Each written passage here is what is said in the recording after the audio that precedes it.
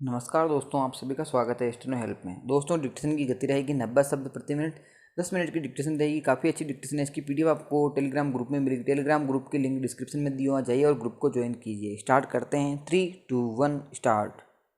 पिछले दिनों Patna high court ने 1999 में घटित सेनारी नरसंहार के सभी दोषियों को सजा से मुक्त कर दिया। उसके अनुसार अभियोजन पक्ष इस कांड के आरोपितों पर लगे आरोपों को साबित करने में सफल नहीं हो सका।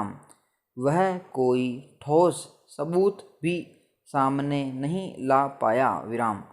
ज्ञात हो कि बिहार के जहानाबाद जिले के सेनारी गांव के इस नृशंस कांड में 34 लोगों की गला काटकर और पेट फाड़कर हत्या कर दी गई थी।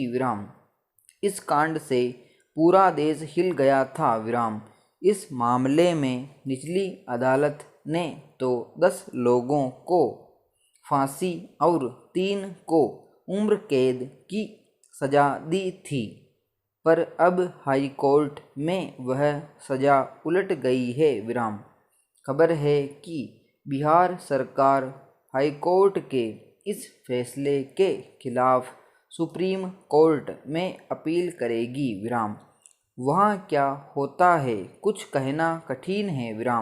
वैसे यह इकलौता ऐसा मामला नहीं है जिसमें किसी गंभीर अपराध के आरोपित अदालत द्वारा दोष मुक्त करार दिए गए हों।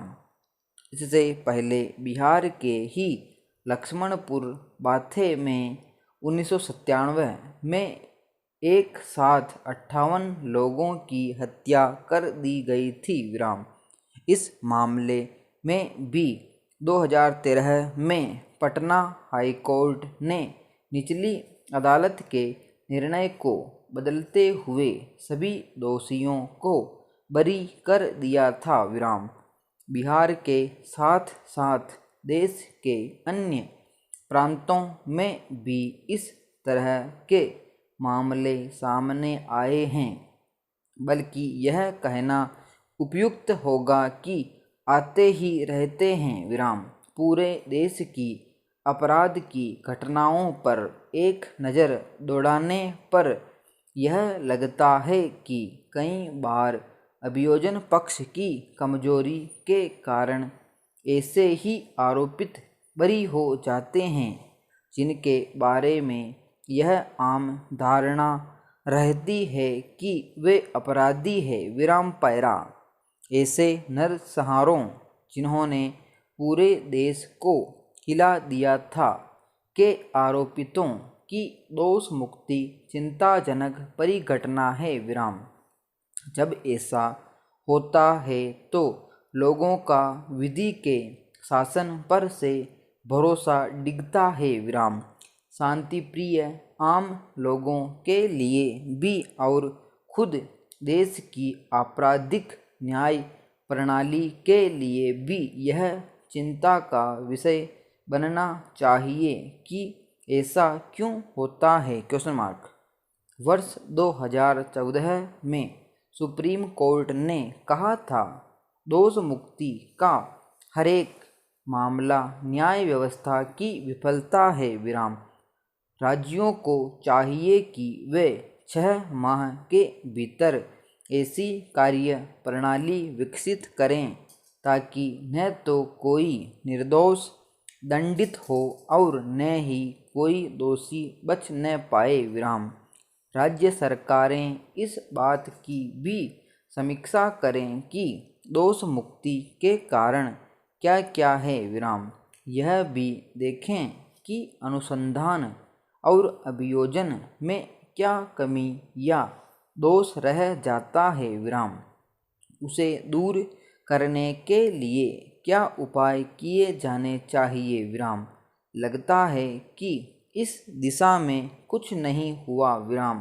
बिहार सहित देश के कुछ राज्यों में अदालतों से दोष मुक्ति का प्रतिशत बहुत अधिक है, पर यदि बड़े बड़े नरसंहारों में भी एक एक करके आरोपित दोष मुक्त होते चले जाएं तो शासन के लिए चिंता का विषय बनना चाहिए। विराम।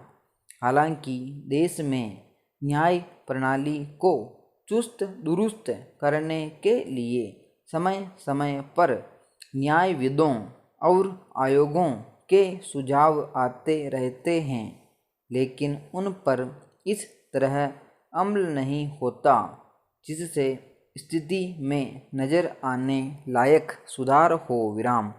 यह गंभीर चिंता की बात है कि किसी किसी राज्य में सजा की दर सिर्फ 6% है। विराम। आखिर इस स्थिति को तत्काल सुधारने के लिए विशेष उपाय क्यों नहीं किए जाते? कोविड महामारी के गुजर जाने के बाद पूरे देश के हुक्मरानों को इस बात पर अवश्य ही विचार करना चाहिए कि एक राज्य में तो सजा की दर 85% है, तो एक अन्य राज्य में 100 आरोपितों में से सिर्फ 6 ही सजा क्यों पाते हैं? यह आंकड़ा सिर्फ भारतीय दंड संहिता के तहत दायर मुकदमों से संबंधित हैं। विराम। एक बार सुप्रीम कोर्ट के सेवानिवृत्त न्यायाधीश संतोष हेगड़े ने कहा था कि जब तक हम अपने न्याय शास्त्र में परिवर्तन नहीं करेंगे तब तक हम आपराधिक न्याय प्रणाली में संतोषप्रद सुधार नहीं कर पाएंगे। विराम। पैरा। विश्व एक परिवार है। विराम। मानव का ऐसा परिवार जिसमें संपूर्ण प्रकृति उसका अंग है। विराम। इसलिए विश्व कुटुंबकम की अवधारणा सर्वोच्च भावना की प्रतीक है। विराम। संसार में कुछ भी पराया नहीं है, यही मानवता का पहला विचार है। विराम। यह धरती माँ सबकी है और धरती माता के सब हैं। विराम। पारस्परिक प्रेम और सद्भाव का संदेश देती यह सृष्टि परिवार की सच्ची परिभाषा देती प्रतीत होती है। विराम। जीवधारियों के लिए स्वर्ग और नरक दोनों का दृश्य उपस्थित करता यह लोक कर्म के सिद्धांत का उत्तरापेक्षी है। विराम।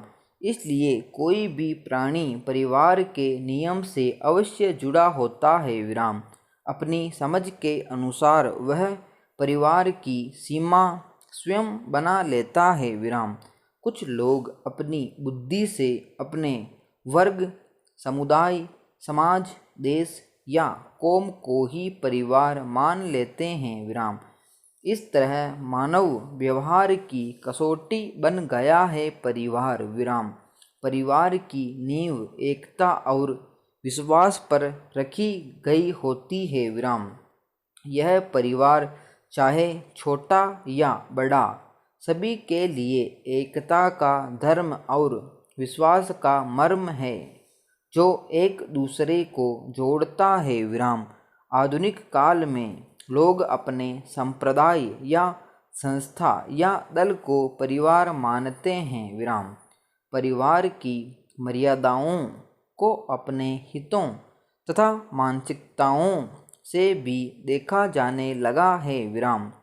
यह काल परिवार के मूल ढांचे को क्षति पहुंचाकर अब अत्यंत संकुचित संबंधों का अवशेष बन गया है। विराम। परिवार की मूल धारणा लुप्त हो चुकी है। विराम।